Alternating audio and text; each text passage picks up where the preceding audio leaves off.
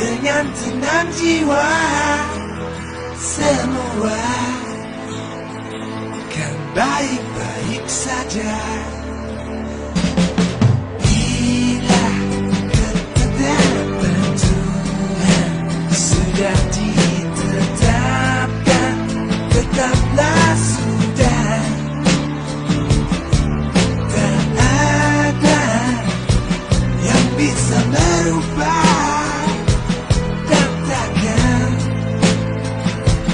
bisa berubah. Relakan saja ini bahwa semua. Bismillahirrahmanirrahim. Assalamualaikum warahmatullahi wabarakatuh. Waalaikumsalam warahmatullahi wabarakatuh. Selamat malam guys. Malam ini saya mengucapkan selamat berbuka puasa terlebih dahulu ya buat rekan-rekan kita yang kita cintai baik di FB ataupun di media sosial yang lainnya. Kami bersama Cak Ghazali ingin kembali membahas mengenai masalah kebangsaan ya, terutama mengenai masalah nasionalisme dan Islam rahmatan lil alamin yang seperti biasa kita lakukan. Bukan begitu Cak Ghazali? Ya, hari ini mungkin kita akan membahas masalah intoleransi dan bibit radikalisme yang muncul di tanah air akhir-akhir ini. Guys, kita langsung saja. Jadi di Indonesia ini merupakan bibit intoleran itu lahir dari jaringan teroris internasional ya, atau jaringan yang sudah dikuasai oleh infiltrasi asing. Ya, saya terus terang saja menyebut satu negara superpower di dunia, yaitu Amerika Serikat, yang mana muncul akhirnya ISIS, kemudian Hizbut Tahrir, kemudian juga JAD ya, atau apa sih kata JAD? Jamaah Ansarullah Daulah. Oh, bukan JK Amin Rais dan Din Samsudin ya.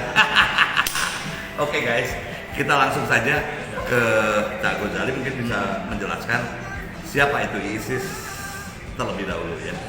Jadi ISIS itu kan dulu kalau di Arab itu lebih terkenal dengan nama Daesh. Iya. Daesh ini kan singkatan dari BIS, Daulah Islamnya di Irak wa Syam. Jadi semacam negara ya, Islam yang terdiri dari Irak dan Syam Islam itu.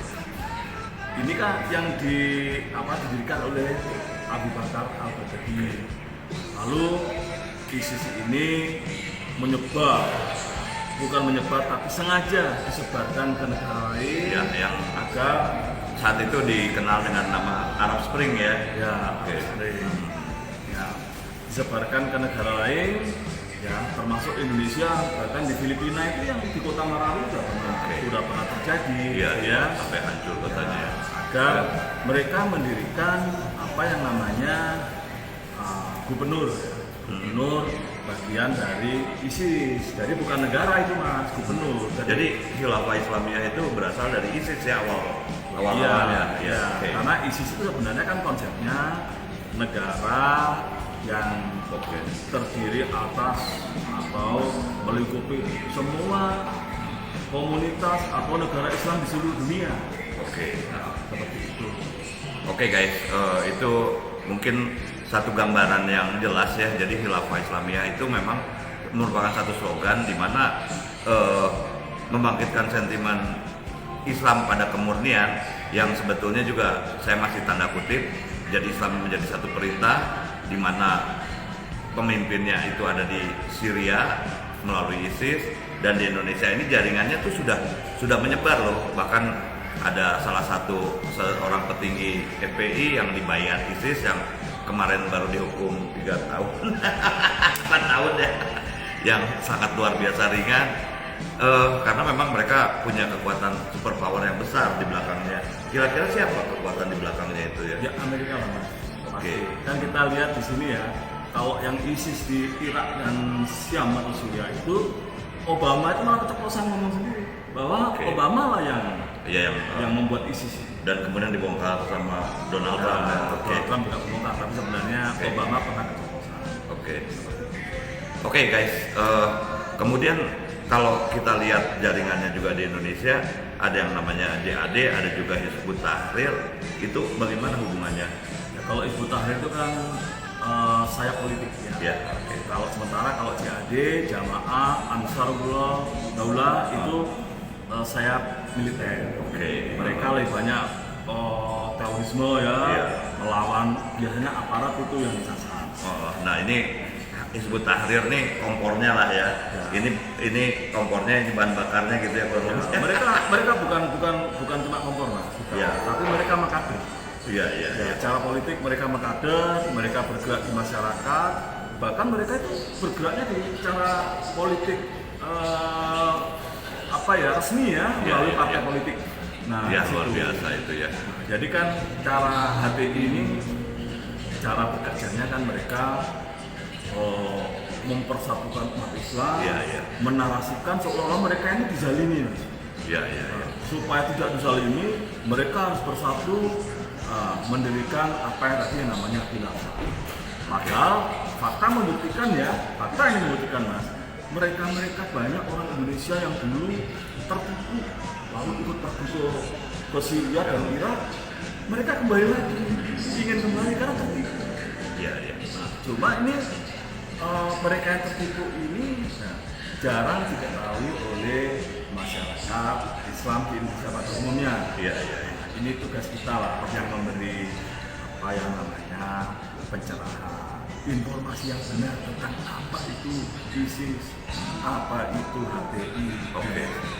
Oke guys, jadi memang di Indonesia ini jaringan radikalisme, intoleran dan terorisme ini semuanya sudah direncanakan secara masif ya. Kita lihat ada partai politik yang mewakili di parlemen juga, memang mereka sendiri sudah mengakui bahwa mereka berpaham Ikhwanul Muslimin atau Hizbut Tahrir ya. Saya tidak usah sebutkan partainya, mungkin semuanya sudah tahu. Dan isinya dari para politisi itu juga hanya memaki-maki, hanya menjelek-jelekan pemerintah, hanya mengkritik semuanya juga hanya menjerit bahwa seolah Islam dizolimi.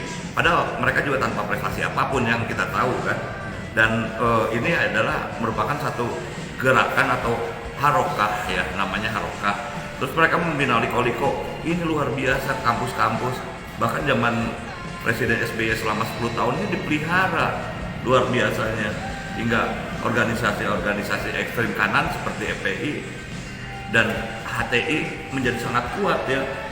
Ya itulah yang terjadi ya. Saya sih bicara seperti ini mungkin juga beresiko, tapi demi kebenaran dan membela negara kami tidak takut ya, insya Allah ya. Kak Ghazali gimana tuh? Nah, saya juga tidak takut. Oke kan? Kan apa sih bedanya takut kalau enggak? Oke. Ya, kita takut, kita mati. Kita berani, belum tentu mati. Lebih baik ya. Kalau perang itu gitu mas. Jadi Oke. kalau kita tuh ikut bertempur ya, contohnya kalau kita ikut perang itu tentara yang berani belum tentu mati, tapi yang takut malah Udah pasti mati. Oke guys, ini benang merah itu dari mulai kita bisa lihat lah siapa pendukung Orde Baru di backup oleh Amerika, terus kemudian mereka sekarang bergabung bersatu di situ. Itulah sebenarnya sumber penyakit yang ada ya selama ini. Dan siapa yang teriak-teriak anti komunis dan sebagainya, anti PKI dan sebagainya, itulah mereka bersatu karena ingin merampok kekayaan hak rakyat Indonesia. Seperti itu kan, luar biasa. Oke guys, mungkin cukup sekian dulu pencerahan kali ini. Nanti kita sambung lagi. Oke guys, assalamualaikum warahmatullahi wabarakatuh. Salam bela negara. Semua yang terjadi biar terjadi. Hadapi dengan tenang jiwa. Semua kan baik-baik saja.